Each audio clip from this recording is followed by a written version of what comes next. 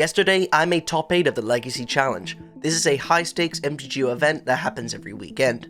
I decided to make a metagame choice to go with Mono Red Prison, a deck that I believe to be well positioned in the format with a decent Delver matchup. The basic idea behind this deck is to use fast mana and soul lands on the early turns to ramp out degenerate red cards to steal a win off the opponent. The deck list explains itself, but I do want to highlight my favorite card in the deck is Fable of the Mirrorbreaker. It's a threat that ramps and lets you discard useless cards in specific matchups. Before we even get into the top 8 though, let's see how I got here.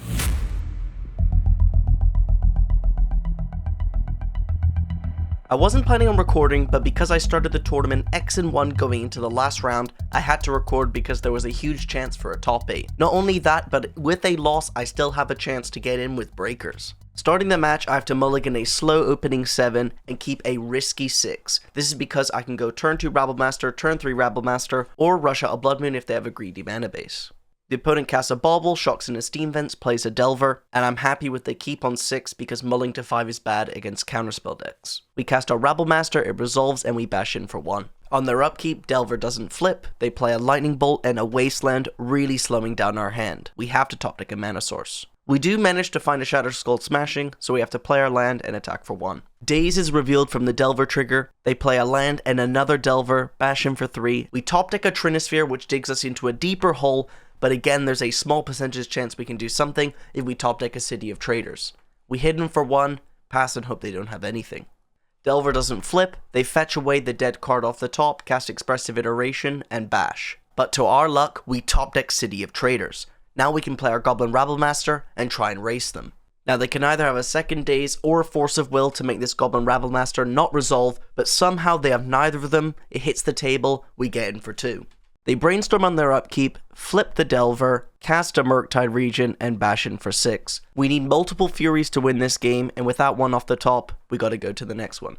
For my testing against Delver, Leyline, Chalice on 1, and Blood Moon are very good against them. We can't beat the Murktides, so we have to make sure that they don't have a graveyard. We want Dead and Gone as removal, and we take out all the slow stuff. On the play, turn 1 Chalice on 1, turn 2 Blood Moon is great. We've also got a load of mana to play around something like Wasteland. I'm gonna keep this. It's not the ideal hand as you do want Graveyard Disruption for Murktide, but you can't have it all.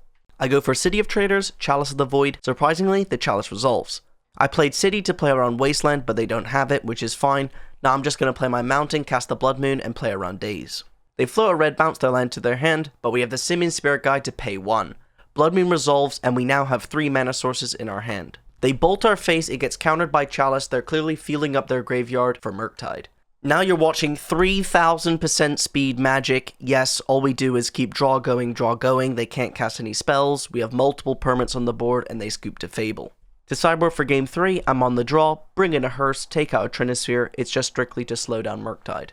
Game 3, winner of this match is guaranteed into the top 8, we don't want to lose because then we have to rely on tiebreakers. Our opponent keeps 7, so we keep a slow but good 7, looking to operate on turn 2. We also have Dead Gone to kill things like Delver and Channeler, which is why I kept it, but they just start off with a slow Ponder. We top deck a basic Mountain, so let's play our slow hand, Mountain go. They also land go back, we top deck Den of the Bugbear, so I'm gonna go for Fable of the Mirrorbreaker to bait out a counterspell. They brainstorm in response, fetch, and then have Hydroblast, which is a very interesting cyber card in the format. Anyways, nothing we can do but pass. They play a Dragon Rage Channeler and ship it back, and we top deck an Unlicensed Hearse. I decide to go for Dead on the Channeler, because if they have a way to protect it by giving Delirium, we can then follow up with the Hearse, the Channeler has 2 damage on it still, and we can get them off Delirium and it'll die. But the Dead Gone instantly resolves, so I'm just going to play my Hearse and play around Daze. As it instantly resolves, we're going to start exiling cards now, because if they have a Murktide in hand, we want to make it as small as possible. We top deck Fable of the Mirrorbreaker, they have Wasteland in play, which is awkward, but I can't not cast my spells. I decide to go for Shatterskull Smashing plus Fable of the Mirrorbreaker. While it does play into Daze, if we play Den, they'll Wasteland me, and then we have to play into Daze next turn, so let's just start casting spells now. Gotta exile things while we can, they Wasteland us on their turn, play a Delver, and hit in for 1.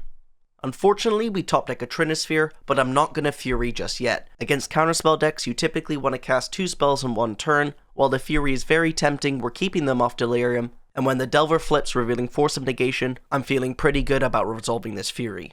We take 4, top deck a Goblin Rabblemaster. What we're going to do is bait out a counterspell with the first Rabblemaster, it eats a Force of Will, and now we can Fury and wipe the board. They had the second Force of Will, things just don't go our way this game, and we end up losing the match and losing our winning in.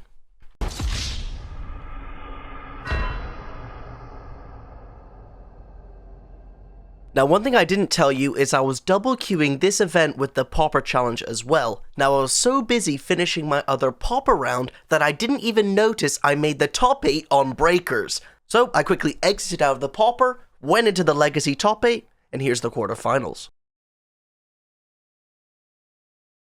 Going into this quarterfinals, I knew my opponent was on Doomsday, so I had to mulligan to either Pressure or Good Disruption. We start off with a nice 5, but we're on the draw, so Goblin Rabblemaster might not be enough, but going to 4 is just too risky. They start with Tropical Island, Personal Tutor, put Doomsday on top of their library, and we've just got a Goblin Rabblemaster and hope that it goes the way.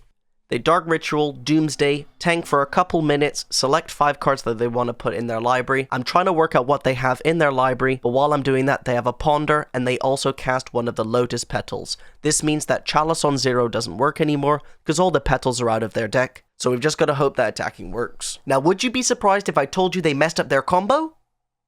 Well, they didn't. They win.